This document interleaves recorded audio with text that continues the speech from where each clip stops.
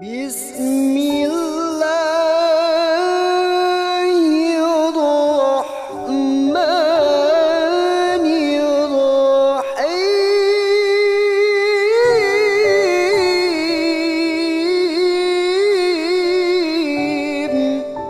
Ingat,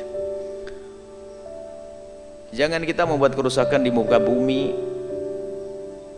dengan kerusakan yang pertama, kerusakan akidah dan keimanan serta akhlak. Kalau kita membuat kerusakan keimanan, kerusakan akhlak, Allah akan hancurkan negeri ini.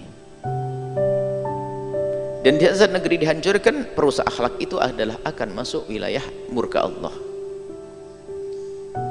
Tapi kalau Anda di wilayah yang terjadi kerusakan, di situ Anda masih bertahan, maka Anda termasuk orang yang mulia dan dipilih oleh Allah. Ingat kisah terdahulu, Nabi Lut dihancurkan, Nabi Shu'aib, Nabi Lut kaumnya dihancurkan, Nabi Shu'aib juga dihancurkan ya. Itu dari kemaksiatan mereka lakukan, lalu Allah timpakan musibah ke dalamnya. Wa kam min qaryatin ahlaknaha, alangkah banyak, berapa banyak kampung-kampung yang sudah kami hancurkan, yang Allah hancurkan karena keonaran yang mereka lakukan, kemaksiatan yang mereka lakukan. Faja'aha ba'suna, kemudian datang bencana dari kami, bayatan di malam hari, seperti yang terjadi pada kaum Nabi Lut. Ahum qailun, atau mereka adalah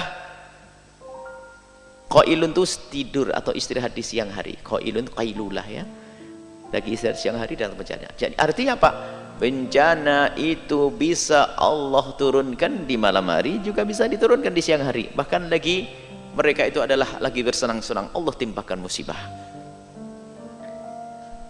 Dan ingat, musibah itu akan ditimpakan di satu kaum. Hanya perbedaannya begini,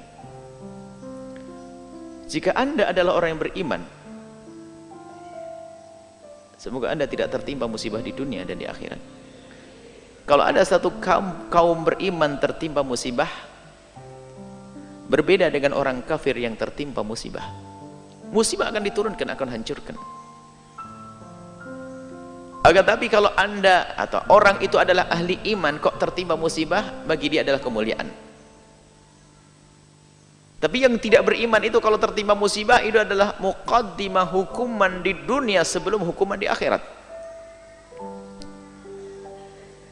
Maka dari itu kita harus pandai di dalam menilai ya, memandang.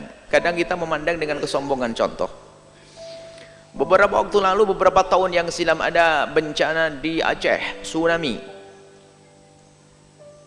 gempa menggoyang Jogja.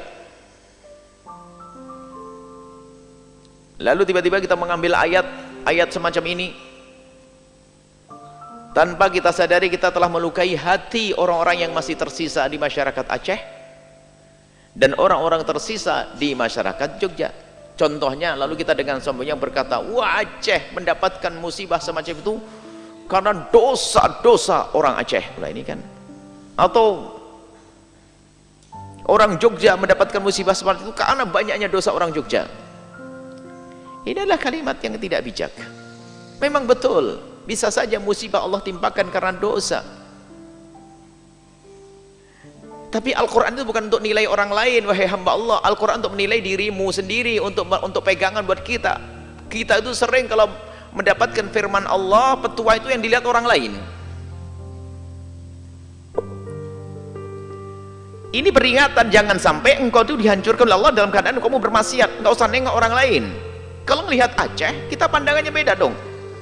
Orang beriman di Aceh yang tertimpa tsunami, ketahuilah dia langsung meluncur ke surga. Orang Jogja yang ahli iman kena gempa lalu mati, dia ketakutan, kegencet, ketimpa genteng, mati, surga dia. Orang muslim beriman. Kita itu sering sombong,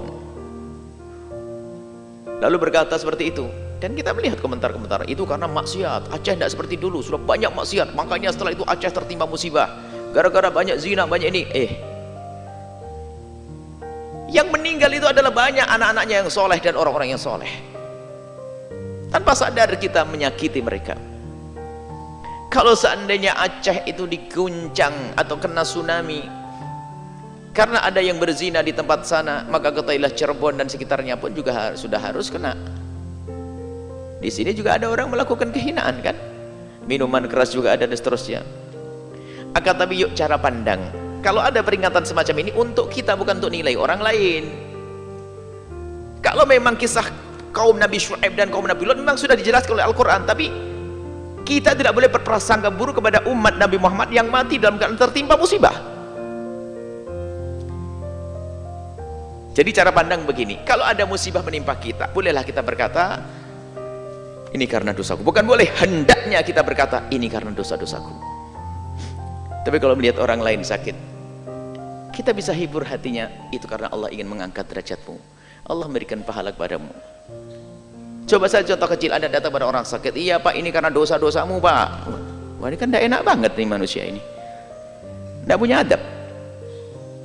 Memang betul dosa bisa mengundang penyakit, tapi di saat ada orang terkena penyakit, mungkin di awal dia merasakan sakit sudah diampuni oleh Allah, tinggal hari keduanya pengangkatan derajat kok. Kamin Koryatin ini melihat masa lalu dahulu, yang artinya Allah juga bisa menghancurkan kita di saat iman sudah tidak ada dan seterusnya. Dan alangkah ruginya di saat tertimpa musibah dalam keadaan iman sudah tidak ada.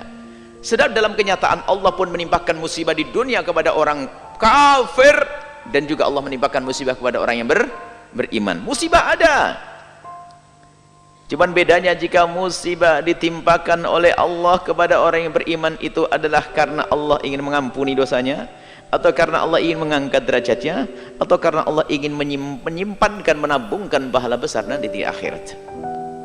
Maka jika musibah itu kepada orang lain, hendaknya kita harus dengan kalimat yang mulia, semoga Allah mengangkat derajatmu, semoga Allah memberikan pahala dan menjadi sebab penghapus dosa-dosamu. Tapi kalau menimpa kita, hendaknya kita harus lebih sadar ini karena dosa. Istighfar yang banyak, istighfar yang banyak. Kadang seorang hamba kalau nilai orang lain gampangnya, oh itu karena dosa-dosanya. Di saat dia sendiri ketimpa musibah marah kepada ya Allah, kau sampai begini, memang dosa apa ya Allah sampai aku kau hukum begini? Dosa apa? Banyak dosamu, jangan ngomong dosa apa ini. Keluar rumah sudah dosa, di rumah sama suami dosa, sama istri dosa, sama tetangga dosa, bilang setelah ketimpa musibah, aduh kok ketimpa musibah terus, dosa apa yang ketimpa? Ini dosamu itu kamu tidak sadar kalau kamu berdosa.